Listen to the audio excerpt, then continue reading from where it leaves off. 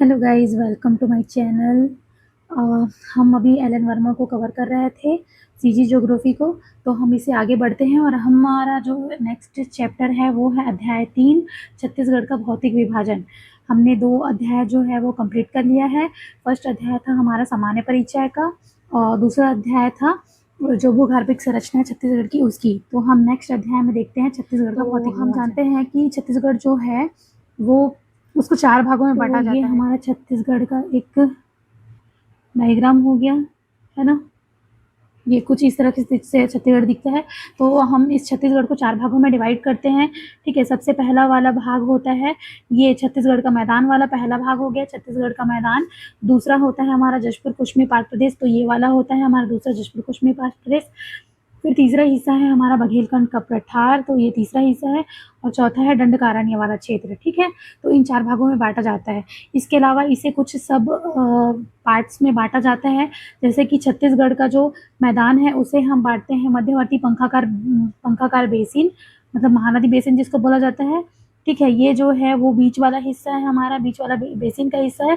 जबकि सीमांत उच्च भूमि, ये जो आस-पास वाला एरिया है जो पहाड़ी वाला, उसको सीमांत उच्च भूमि कहते हैं। इसी प्रकार हमारा जो जशपुर कुश्मी पाक प्रदेश है उसे भी हम 3 भागों में बाँटते हैं, ठीक है? सबसे पहले आता है ऊपरी घाट, उसके बाद आता है हमारा नीच घाट और बीच में होता है ये हमारा एक मैन पाट आता है, ठीक है? फिर हमारा पूर्वी बघेलखंड प्रदेश है, इसको हम पढ़ेंगे। फिर दंडकारण्य आता है और दंडकारण्य हमारा 5 भागों में बटा हुआ है, ठीक है? कोटरी महानदी का मैदान जिसको कांकेर बेसिन कहा जाता है, ये वाला एरिया है, ठीक है? फिर अबुझमाड़ की पहाड़ी, ये यहाँ पे पाया जाता है अबुझमाड़ की पहाड़ी। फिर उत्तर पूर्वी पठार, तो हमारा ये पठारी वाला क्षेत्र ये आ जाएगा। फिर दक्षिण पठार, हमारा ये दक्षिण वाला क्षेत्र आ जाएगा। फिर गोदावरी सबरी बेसिन, तो ये वाला क्षेत्र आ जाएगा, ठीक है? तो इतने उपभागों में बाँटा गया है, ठीक है? ये 4 भागों में बटा हुआ है और उसके बाद उसके अंदर उपभागों में बटा हुआ है। तो हम अभी सबसे पहले देखेंगे महानदी का मैदान, ठीक है? मैं एक बार और बता देती हूँ कि हम यहाँ पे जो नॉर्मल जो कोचिंग के बुक्स वगैरह में दिए जाते हैं ना, जो फॉर्मेट इसको बताने का, वो वाला नहीं देखेंगे। हम सिर्फ एलन वर्मा का जो है फैक्ट उसको कवर करेंगे, ठीक है? तो ये यहाँ पे दिया हुआ है ये जसपुर सामरी पाट प्रदेश है, ये बघेलखंड का क्षेत्र है और ये महानदी बेसिन क्षेत्र है ना? और ये जो है हमारा दंडकारण्य क्षेत्र है, ठीक? तो हम इसमें जो फैक्ट दिया है उसे बस कवर करते जाएंगे, ठीक है? और इसे मैंने साइड में ऐसे लिख भी लिया है, ठीक? जो इम्पोर्टेंट चीज़ें हैं उसको मैं बताते जाऊंगी। जो नॉर्मल चीज़ें हैं कॉमन, वो हम मार्केट में कोई भी बुक्स चलती हैं उससे हम कवर कर लेंगे, ठीक है? तो यहाँ पे सबसे पहले देखते हैं महानदी बेसिन, ठीक है? तो महानदी बेसिन के बारे में क्या बताया गया है? यहाँ बताया गया है कि महानदी बेसिन महानदी और उसकी सहायक नदियों का प्रवाह क्षेत्र जो है उसको महानदी बेसिन के रूप में बोला जाता है। और इसके अंतर्गत कौन-कौन से क्षेत्र आते हैं? राजनांदगांव आता है सबसे पहले मोहला को छोड़ के, उसके बाद दुर्ग, बेमेतरा, बालोद, रायपुर, बलौदाबाजार, गरियाबंद, धमतरी, महासमुंद, बिलासपुर, मुंगेली, जांजगीर चांपा, कोरबा, रायगढ़ और कवर्धा। चूँकि अभी हमारे राज्य में 33 ज़िले हैं, तो इसी की वजह से ये पुराना आंकड़ा है हमारा। तो हमारा इसमें नए ज़िले कुछ और शामिल हो जाएँगे, जैसे हमारा शक्ति शामिल हो जाएगा, ठीक है? शक्ति, फिर आता है सारंगढ़, बिलाईगढ़ आ जाएगा, ठीक है? इसके अलावा हमारा जो है मोहिला वाला क्षेत्र नहीं आएगा, खैरागढ़ आएगा, खैरागढ़, छुईगदान, गंडई आ जाएगा। इसके अलावा हमारा जो है वो पेंड्रा लोडमी हो गया, गौरेला, पेंड्रा, मरवाही, जीपीएम आ जाएगा, ठीक है? तो ये सारे जो हैं ज़िले और शामिल हो जाएंगे इसमें, ठीक? इसका टोटल जो विस्तार है वो कितना है? 68064, 68,064, ठीक है? 68,064 जो है इसका वर्ग किलोमीटर में फैला हुआ है। और इसका परसेंट वाइज अगर बोलेंगे तो छत्तीसगढ़ के कुल भूभाग का ये 50.33% भूभाग कवर करता है, ठीक? फिर हम देखते हैं ये जो इसका ढाल है वो कैसा है? ढाल पूर्व और उत्तर पूर्व की ओर है, ठीक है? पूर्व में है और उत्तर पूर्व की ओर है, ठीक? इसकी आकृति जो है वो तस्तरीनुमा है, पंखाकार बोला जाता है। याद रखना, ये हाल ही में जो पेपर हुआ है हमारा 16 अगस्त को, कोई तो एग्ज़ाम हुआ है, उसमें ये पूछा गया है, डायरेक्ट इन पॉइंट्स को उठाया गया है कि महानदी बेसिन का ढाल, ये मतलब ये आकृति इसका पूछ दिया गया है और ये कौन-सा क्षेत्र है उसको पूछ दिया गया है, ठीक है? तो ये याद रखना, ठीक? हाँ, इसका ऊँचाई भी था, एक आकृति था, एक ऊँचाई था और कुछ तो और था इसमें, मेरे को एग्ज़ैक्ट याद नहीं आ रहा, बट ये पूछा गया है अभी। तो एग्ज़ाम में इसके डायरेक्ट जो पैराग्राफ है, सेंटेंस है, उसी को उठा के दे दिया जा रहा है, तो याद रखेंगे। तो हम देख रहे थे कि इसकी आकृति जो है वो तस्तरीनुमा है और ये जो है वो इसका अगर हम ऊंचाई बोलेंगे तो बेसिन के मध्यवर्ती क्षेत्र में उसकी ऊंचाई लगभग 300 मीटर से कम है, ठीक है। लेकिन जैसे जैसे हम इनके किनारों की ओर जाते हैं तो इसकी ऊंचाई में वृद्धि होती जाती है और उत्तरी भाग में कहीं कहीं पे तो इसकी ऊंचाई जो है वो 1000 मीटर से भी अधिक है, ठीक है, ये बोला गया है। और उच्चावच की दृष्टि से हम जो है वो महानदी बेसिन जो है मतलब महानदी बेसिन है उसको हम 2 भाग में बाँटते हैं, ठीक। छत्तीसगढ़ का मैदान जो है महानदी बेसिन उसको 2 भागों में बाँटा जाता है। पहला कौन-सा है? पहला है महानदी बेसिन है और दूसरा है सीमांत उच्चभूमि, ठीक है। तो अब हम देखते हैं महानदी बेसिन को। तो यहाँ पे महानदी बेसिन है, ठीक है। ये इसको छत्तीसगढ़ का मैदान भी कहा जाता है, ठीक। और इसका विस्तार है अगर हम देखेंगे तो 31,600 वर्ग किलोमीटर में फैला हुआ है, ठीक। इसकी उत्पत्ति मतलब इसका निर्माण जो है वो किससे हुआ है? कडप्पा सैल समूह से हुआ है, ठीक है। ये जो है ना वो कडप्पा सैल समूह के 36 अवसादी सैलों पर महानदी और उसकी सहायक नदियों के अपरदन के कारण जो जमाव हुआ है नदियों का, ठीक है, उसकी वजह से इसका निर्माण हुआ है, ठीक है। और इसकी ऊंचाई की बात करें तो ये पूर्वी क्षेत्र में समुद्र तल से ऊंचाई इसका 220 से लेके 330 मीटर है। मतलब अगर हम औसत बोल देंगे या फिर लगभग आंकड़ों में बोलेंगे तो 200 से 300 मीटर इसकी ऊंचाई है, ठीक है, याद रखना ये। फिर अगर हम इसमें इसके उप विभागों की बात करें तो उप विभाग कौन कौन से हैं? सबसे पहला है शिवनाथ महानदी दोआब, फिर है शिवनाथ पार का मैदान, फिर आता है बिलासपुर का मैदान, उसके बाद हसदो मांड बेसिन, उसके बाद आता है महानदी पार का सकरा मैदान, ठीक। तो हमने यहाँ पे इसका छोटा सा लोकेशन बना लिया है, ठीक है। कैसे होता है? ये महानदी बेसिन वाला एरिया है, मतलब अगर ये टोटल ये छत्तीसगढ़ है ना, अगर हमारा ये इस तरीके का छत्तीसगढ़ है तो ये अगर मतलब ये थोड़ा सा नीचे आएगा तो ये अगर छत्तीसगढ़ का मैदान वाला भाग है ये है ना, तो ये पूरा मैदान है। तो मैदान का जो उत्तरी क्षेत्र है वो क्या कहलाता है? बिलासपुर का मैदान कहलाता है, ठीक है। मैदान का उत्तरी क्षेत्र बिलासपुर का मैदान कहलाता है। फिर इसका पूर्व वाला क्षेत्र जो है वो हसदो मांड बेसिन कहलाता है और ठीक है। और पूर्व जो दक्षिण है वो वाला कहलाता है महानदी का सकरा मैदान कहलाता है। दक्षिणी हिस्सा इसका कहलाता है शिवनाथ महानदी दोआब, जबकि पूर्वी हिस्सा कहलाता है शिवनाथ पार का मैदान कहलाता है, ठीक। तो इसको याद रखना, लोकेशन कभी भी पूछ देगा, ठीक है। तो हम यहाँ पे सबसे पहले ये देखते हैं शिवनाथ महानदी दोआब, ठीक है। कहाँ पे है ये? दक्षिण में है, ठीक है। शिवनाथ नदी दोआब जो है वो महानदी बेसिन के दक्षिण भाग में स्थित है, जो कि हमने पहले ही बताया है दक्षिण में स्थित है, ठीक है। इसके अंतर्गत शिवनाथ और खारून नदी के नदियों का प्रवाह क्षेत्र है, ठीक है। यहाँ पे शिवनाथ नदी और खारून नदी जो है वो प्रवाहित होती है, ठीक है। इसकी ऊंचाई अगर हम समुद्र तल से बोलेंगे तो कितना है? 200 से 300 मीटर है। वही जो मैंने बोला था ये ऊपर भी वही है, 200 से 300 मीटर है। और इसका ढाल जो है वो कैसा है? इसका ढाल जो है वो दक्षिण से उत्तर दिशा की ओर है, मतलब ये दक्षिण से उत्तर दिशा की ओर है इसका ढाल, ठीक। और यहाँ पे चूना पत्थर, शैल, कडप्पा युगीन चट्टानें आदि पाई जाती हैं, ठीक है। तो ये हमारा शिवनाथ महानदी आता है शिवनाथ पार का मैदान, तो ये हो गया हमारा दक्षिण। तो अब हम आ जाते हैं पश्चिम में, तो शिवनाथ पार का मैदान, ठीक है। तो ये जो है वो शिवनाथ नदी के पश्चिम में है, ठीक। ये शिवनाथ नदी के पश्चिम में है ये वाला जो क्षेत्र है, ठीक है। इसके अंतर्गत छत्तीसगढ़ मैदान का पश्चिमी भाग आता है, मतलब हमने यही बोला छत्तीसगढ़ मैदान है उसका पश्चिमी हिस्सा है ये। और इसके अलावा ये शिवनाथ नदी यहाँ पे है ना, तो इसके पश्चिम में है ये, ठीक। शिवनाथ नदी अगर ऐसे बहती है तो पश्चिम में है ये, ठीक है। हाँ, इसमें यही बताया गया कि शिवनाथ नदी मैकल श्रेणी से निकलकर प्रवाहित होती है, ठीक है। सॉरी, शिवनाथ नदी की सहायक नदियाँ जो है ना, जो मैकल वगैरह पर्वत से निकलती हैं, जैसे आमनेर हो गया, सुरही हो गया, कर्रा हो गया, हाफ इत्यादि नदी जो है वो प्रवाह क्षेत्र है, ठीक है। इसके बाद हम देखते हैं ये जो है इसमें कडप्पा युगीन चट्टानें पाई जाती हैं शिवनाथ पार के मैदान में, ठीक है। और समुद्र तल से अगर इसकी औसत ऊंचाई बोलेंगे तो कितना है? 300 मीटर है, ठीक है, 300 मीटर। और यहाँ पे जो है वो भाटा भूमि के नीचे पीले सरंध्र और बलुई मिट्टी पाई जाती है, मतलब पीली मिट्टी पाई जाती है और बलुई मिट्टी पाई जाती है, जिसे क्या बोलते हैं? मटासी और डोरसा के नाम से जाना जाता है इसको, ठीक है। यहाँ पे पीली और काली मिट्टी का मिश्रण मिलता है, ठीक है। सॉरी, ये जो मटासी है ना वो पीली और काली मिट्टी का मिश्रण होता है, ठीक। नैजमेगाद जिसको सिल्ट बोलते हैं वो कछार कहलाते हैं, ठीक है। नैजमेगाद जो महानदी बेसिन का उत्तरी भाग है, इसके जो पश्चिम भाग पर अरपा लीलागार मैदान मिलता है, ठीक है। ये जो अगर बिलासपुर का मैदान है ना, तो इसके पश्चिम भाग में अरपा लीलागार मैदान, इसके अलावा मैका श्रेणी भी पाया जाता है, ठीक है, ये मिलता है। इसके पूर्व में हसदो मांड का मैदान मिलता है, ठीक है, हसदो मांड का मैदान मिलता है। और इसके उत्तर पश्चिम में पेंड्रा लोनी का पठार और उत्तर पूर्व में हसदो बेसिन मिलता है। यही पेंड्रा लोनी का पठार उत्तर पश्चिम में मिलता है और उत्तर पूर्व में हसदो बेसिन मिलता है, ठीक है। और इन दोनों के बीच में पेंड्रा का पठार मिलता है। ये हसदो बेसिन, इन दोनों के बीच में पेंड्रा का पठार मिलता है, ठीक है। मैदान की औसत ऊंचाई कितना है?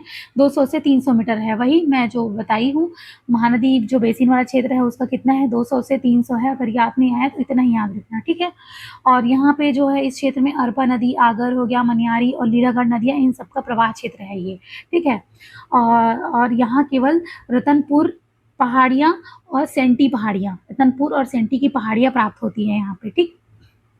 फिर हम नेक्स्ट आ जाते हैं हसदो मांड बेसिन के, ठीक है। ये जो हम देख रहे थे उसमें हसदो मांड बेसिन, ये जो है वो कहाँ है? पूर्व दिशा में है, ठीक है।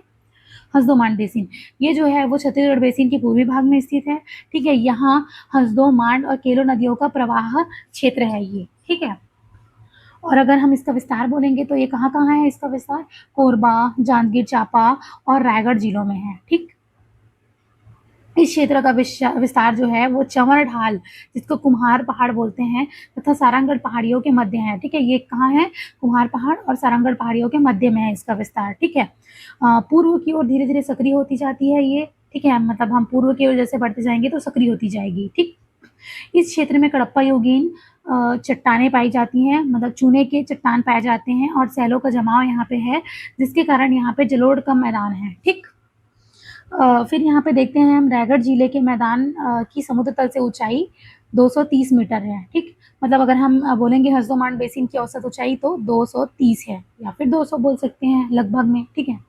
नेक्स्ट हम देखते हैं महानदी पार का सकरा मैदान, ठीक है।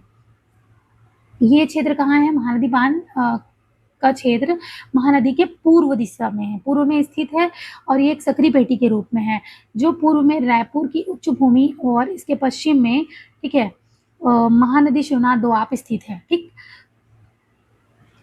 महानदी का ये कहाँ है? पूर्वी क्षेत्र में है, ठीक है। और इसके पश्चिम में क्या कौन है? महानदी शिवनाथ दोआब क्षेत्र है, ठीक है। छत्तीसगढ़ के मध्य भाग से पूर्व की ओर किनारे किनारे स्थित है ये, ठीक। छत्तीसगढ़ के मध्य भाग से, अगर ये छत्तीसगढ़ है हमारा, तो इसके मध्य भाग से पूर्व की ओर ये किनारे किनारे स्थित है, ठीक है। इसके अंतर्गत धमतरी का उत्तर पूर्वी भाग, रायपुर तहसील, बलौदाबाजार का पश्चिमी भाग आता है इसके अंतर्गत, ठीक है। और यहाँ पे जो है वो कडप्पा योगिन सैल और चूना युक्त चट्टानें पाई जाती हैं, ठीक है। मतलब छत्तीसगढ़ बेसिन वाला जो एरिया है ना, वहाँ पे कडप्पा शैल पाया जाता है और चूना युक्त चट्टानें पाई जाती हैं मुख्य रूप से, ठीक है। तो ये हमारा महानदी बेसिन वाला हिस्सा कंप्लीट होता है। नेक्स्ट देखते हैं सीमांत उच्च भूमि को, ठीक है। ये हमारा सीमांत उच्च भूमि है। तो सीमांत उच्च भूमि कौन सा है? ये अगर हमारा, ये ऐसे बना लेते हैं, ये अगर हमारा छत्तीसगढ़ है ये, तो ये बीच में महानदी बेसिन था, इसके किनारे किनारे वाला हिस्सा जो है ना वो सीमांत उच्च भूमि कहलाता है, ठीक है। तो छत्तीसगढ़ मैदान के चारों ओर से ऊंची भूमि द्वारा घिरा हुआ है। छत्तीसगढ़ मैदान जो है वो क्या है? चारों ओर से ऊंची भूमि द्वारा घिरा हुआ है। ये उच्च भूमि आद्य मतलब आर्कियन, गोंडवाना और दक्कन ट्रैप इत्यादि से बना हुआ है, ठीक है। अगर इसका हम विस्तार बोलेंगे कितना है? 36,464 किलोमीटर स्क्वायर में ये फैला हुआ है, ठीक। और भूवैज्ञानिक दृष्टि से संरचना में विविधता के कारण तथा नदियों द्वारा विच्छेदन के कारण भूमि जो है वो कई पहाड़ियों, श्रेणियों, पठारों, द्रोणियों आदि में विभक्त है, ठीक है। तो इसके अनेक द्रोणियों में विभक्त है, जैसे कि कौन कौन सा हो गया? उत्तरी उच्च भूमि, ठीक है। उसके बाद इसका आ जाता है, नेक्स्ट हो गया मैकल श्रेणी, फिर आ जाता है दक्षिणी उच्च भूमि, इसके बाद आता है पूर्वी उच्च भूमि, ठीक है। तो ऐसे में ये फैला हुआ है, ठीक। तो हम सबसे पहले देखते हैं उत्तरी उच्च भूमि, ठीक है। उत्तरी उच्च भूमि जो है उसको देखते हैं हम।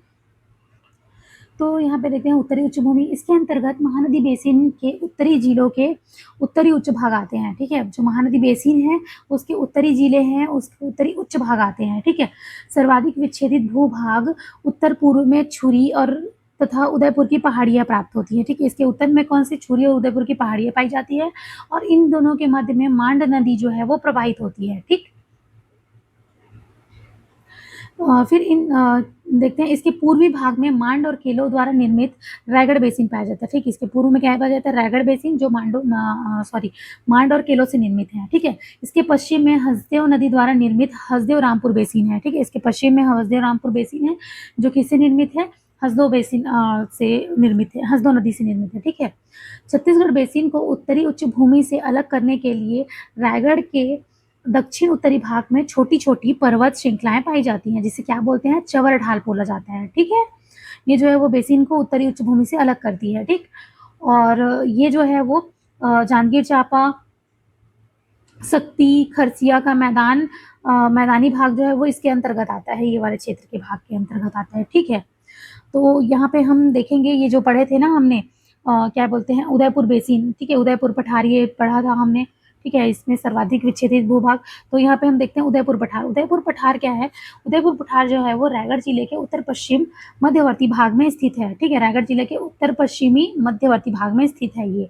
ठीक है, और इसके पश्चिम में मांड नदी बहती है। ठीक, मांड नदी बहती है। ठीक है, इसके पूर्व में कुरकुट नदी बहती है। ठीक है, और ये भूभाग जो है उत्तर में नीच घाटी से जुड़ा हुआ है। ठीक है, ये हम आगे पढ़ेंगे जसपुर पाट वाले क्षेत्र में, तो ये नीच घाटी से जुड़ा हुआ है। ठीक, सबसे ऊंचे स्थल मैनीफर के निकट 760 मीटर है। ठीक है, इसका जो सबसे ऊंचा स्थल है ना वो मैनीफर के निकट है, और जो कि 760 मीटर है इसका जो हाइट है वो। ठीक, लैलूंगा के पास की पहाड़ी की समुद्र तल से ऊंचाई कितनी है, 723 मीटर है। ठीक है, उसके पश्चिमी भाग में छुरी हिल्स और उत्तर में मैनपाट है। ठीक है, इसके पश्चिमी भाग में ये छुरी पहाड़ियां हैं, और उत्तर में क्या है, मैनपाट है, और उत्तरी दिशा में नीच घाट भी है। ठीक, अब हमने छुरी हिल्स देखे, तो छुरी हिल्स के बारे में देख लेते हैं। ठीक है, क्या है, छुरी हिल्स के पश्चिम भाग में हसदो नदी और पूर्व भाग में मांड नदी बहती है। ये छुरी हिल्स है अगर, तो इसके पूर्वी भाग में मांड नदी, और इसके पश्चिमी भाग में पश्चिमी भाग में हसदो नदी बहती है। ठीक है, इसके दक्षिण पश्चिम भाग में कोरबा बेसिन है। ये दक्षिण पश्चिम भाग है, यहाँ पे क्या है, कोरबा बेसिन है। ठीक है, और इसके उत्तरी भाग में हसदो रामपुर बेसिन है। उत्तरी भाग है, यहाँ पे हसदो रामपुर बेसिन है। ठीक है, पश्चिमी भाग में पेंड्रा है। ठीक है, इसी भाग में जो है पेंड्रा का पठार है। ठीक है, यहाँ पे गोंडवाना, तालचेर और बराकर चट्टानें पाई जाती है। कहाँ, छुरी हिल्स में। ठीक है, गोंडवाना, तालचेर और बराकर चट्टानें पाई जाती है, और यहाँ पे चूना पत्थर, रेत पत्थर और सैल चट्टानें भी पाई जाती हैं। ठीक, रेत पत्थर तथा सैल संस्तर के बीच में यहाँ कोयले का बहुत बड़ा निक्षेप मिलता है। ठीक है, तो हम याद रखेंगे इस क्षेत्र में कोयले का बहुत बड़ा निक्षेप है। ठीक है,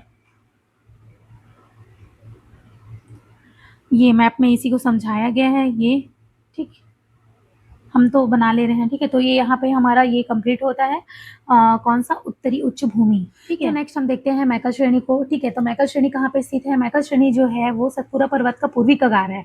ठीक है, और ये जो है वो छत्तीसगढ़ बेसिन के पश्चिम भाग में एक दीवार की तरह खड़ी है। ठीक है, अगर ये हमारा एक रफली छत्तीसगढ़ का डायग्राम बनाए हम, तो ये छत्तीसगढ़ है, तो ये जो मैकल श्रेणी है ना वो यहाँ पे हो गया पश्चिम दिशा में, ये एक दीवार की तरह है। ये हमारा बेसिन है, छत्तीसगढ़ बेसिन, तो इसके पश्चिम दिशा में दीवार की तरह खड़ी हुई है ये। ठीक है,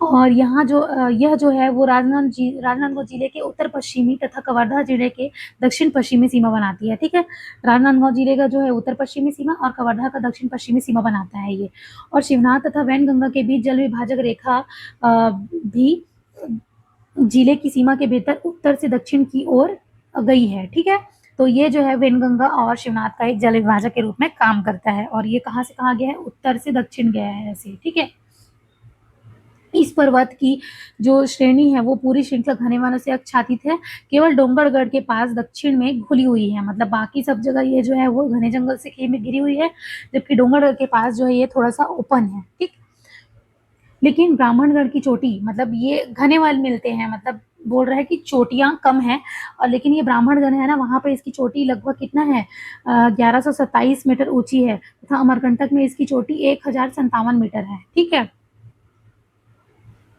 अब देखते हैं मैकल श्रेणी जो है वो आगे बढ़ती हुई कवर्धा तक चली जाती है, जहां इसे चिल्फी घाटी श्रेणी कहते हैं। ठीक है, मतलब ये जो चिल्फी घाटी श्रेणी कहलाता है, जब ये कवर्धा तक बढ़ जाती है आगे तो इसको बोला जाता है। ठीक, श्रेणी के पूर्वी भाग में तेज खड़ी ढाल किनारा जिसको स्कार्प बोलते हैं ये पाया जाता है, जिसकी समुद्र तल से ऊंचाई कितना है 340 से 610 मीटर है। ठीक है, और देख इसके उत्तर में लोरमी पेंड्रा का पठार तथा दक्षिण में शिवनाथ घाटी पाया जाता है। उसके उत्तर में क्या है, पेंड्रा लोरमी का पठार है और दक्षिण में शिवनाथ की घाटी पाई जाती है इसमें। ठीक है, मैकल की तेज ढाल पेंड्रा को अलग करता है। ठीक है, मैकल की जो तेज ढाल है वो पेंड्रा के पठार को अलग करता है। स्कार्प का विस्तार जो है वो चांदनी पहाड़ तक है और 65 किलोमीटर तक है। ठीक है, ये जो हमने स्कार्प पढ़ा था ना, पूर्वी क्षेत्र में जो एक तेज खड़ी ढाल वाला स्कार्प है, उसका जो विस्तार है वो कितना है, चांदनी पहाड़ तक है 65 किलोमीटर तक। ठीक है, लामनी हिल के दक्षिण में इस श्रेणी का विस्तार पश्चिम से पूर्व की ओर है। मतलब हम बोल सकते हैं जो लामनी श्रेणी है वो इसके उत्तर में है। ठीक, लामनी श्रेणी, क्योंकि इसके दक्षिण में ये है मैकल श्रेणी। ठीक है, ये जो लामनी श्रेणी है ना वो सकरे गॉर्ज के द्वारा कंसाई नाला और मनियारी टैंक से अलग होती है। ठीक, यहाँ पे अर्ध महाकल्पीय शैल और दक्कन ट्रैप के दृश्यांश पाए जाते हैं। मतलब वही आर्कियन शैल हो गया और दक्कन ट्रैप के यहाँ पे अंश पाए जाते हैं। ठीक है, नेक्स्ट हम देखते हैं दक्षिणी उच्च भूमि। ठीक है, तो ये जो दक्षिणी उच्च भूमि है इसके अंतर्गत राजनांदगांव, बालोद, दुर्ग, दुर्ग जिले का दक्षिणी भाग, रायपुर जिले का दक्षिणी पूर्वी भाग, धमतरी, गरियाबंद, महासमुंद के कुछ भाग आते हैं। ठीक है, मतलब राजनांदगांव आता है, बालोद आता है, दुर्ग जिलों का दक्षिणी भाग आता है। ठीक है, मतलब ये सब जिलों का दक्षिणी भाग, रायपुर जिले का दक्षिण पूर्वी भाग, धमतरी, गरियाबंद, महासमुंद के कुछ भाग आते हैं। ठीक, बालोद जिले का खरखरा तथा तांदुला के मध्यवर्ती कुटक राजहरा की पहाड़ी है, जिसकी समुद्र तल से ऊंचाई कितना है 674 मीटर है। ठीक है, और ये लौ निक्षेप के लिए महत्वपूर्ण है। ठीक, याद रखना। नेक्स्ट देखते हैं हम कौन सा है पूर्वी उच्च भूमि। ठीक है, पूर्वी उच्च भूमि जो है वो कौन सा है, रायपुर की उच्च भूमि रायपुर जिले के दक्षिण पूर्वी भाग में अर्धचंद्राकार रूप में फैली हुई है। यहाँ का सबसे ऊंचा भाग जो है वो कौन सा है, सोनबेरा का पठार है। ठीक है, जिसकी समुद्र तल से ऊंचाई कितना है 943 मीटर है। ठीक है, दक्षिण में सिहावा की पहाड़ी है जिसकी समुद्र तल से ऊंचाई कितना है 5886 मीटर है। ठीक है, रायपुर की उच्च भूमि के उत्तर पूर्वी भाग में एक निम्न भूमि है जिसे बसना बेसिन कहा जाता है। ठीक है, इसको बसना बेसिन बोलते हैं। ठीक, नेक्स्ट देखते हैं सारंगढ़ तहसील में पहाड़ियों की प्रमुख श्रृंखला बलौदाबाजार जिले के सोनाखान पहाड़ियों से पश्चिम से पूर्व की दिशा की ओर विस्तृत है। ठीक है, सारंगढ़ तहसील में जो पहाड़ियों की श्रृंखला है वो बलौदाबाजार जिले के सोनाखान पहाड़ी से पश्चिम से पूर्व की ओर फैली हुई है, मतलब इधर से ऐसे फैला हुआ है। ठीक, सबसे ऊंची चोटी सारंगढ़ नगर के मध्याह्न रेखा के समीप स्थित है, जिसकी समुद्र तल से ऊंचाई कितनी है 582.5 मीटर है। ठीक है, उत्तरी कटक चंद्रपुर के पार महानदी से लगा हुआ है ये। ठीक है, उत्तरी कटक चंद्रपुर के पार ये कहाँ से लगा है, महानदी से लगा हुआ है। ठीक, आगे देखते हैं हम, तो पूर्वी महासमुंद धमतरी के तांदुला और महानदी घाटियों में बालोद क्षेत्र ऊंचे उठे हुए भूभाग है। ठीक है, पूर्वी महासमुंद जो है वहाँ पे क्या है, ये क्या है, धमतरी की तांदुला और महानदी की घाटियों में बालोद क्षेत्र ऊंचे उठे भाग है। ठीक, मतलब इस वाले क्षेत्र में बलौदाबाजार के दक्षिण पूर्वी भाग, महासमुंद की पूर्वी भाग और गरियाबंद के कुछ भाग पर्वतीय क्षेत्र हैं। ठीक, आगे देखते हैं पश्चिम के पठार की सर्वोच्च चोटी जो बड़े डोंगर चोटी कहलाती है, इसकी समुद्र तल से ऊंचाई कितना है 1006 मीटर है। ठीक है, बड़े डोंगर चोटी। आगे देखते हैं सिहावा की पहाड़ी सोंडूर घाटी के पश्चिम और धमतरी के दक्षिण में स्थित है। ठीक है, ये जो है सोंडूर घाटी के पश्चिम में स्थित है और धमतरी के दक्षिण में स्थित है ये। ठीक है, सिहावा की पहाड़ी।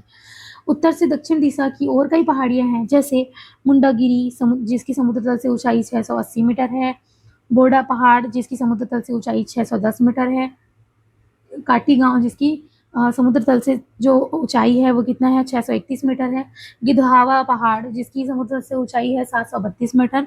इसके बाद आता है सिहावा पर्वत, इसका समुद्र तल से ऊंचाई है 586 मीटर है और यहाँ से जो है वो महानदी का उद्गम होता है। ठीक, तो ये हमारा हमने बना लिया गया है उत्तर से दक्षिण में जो नदियाँ पहाड़ियाँ हैं उसके बारे में। ठीक, तो इस प्रकार हमारा जो है वो ये वाला भाग कंप्लीट होता है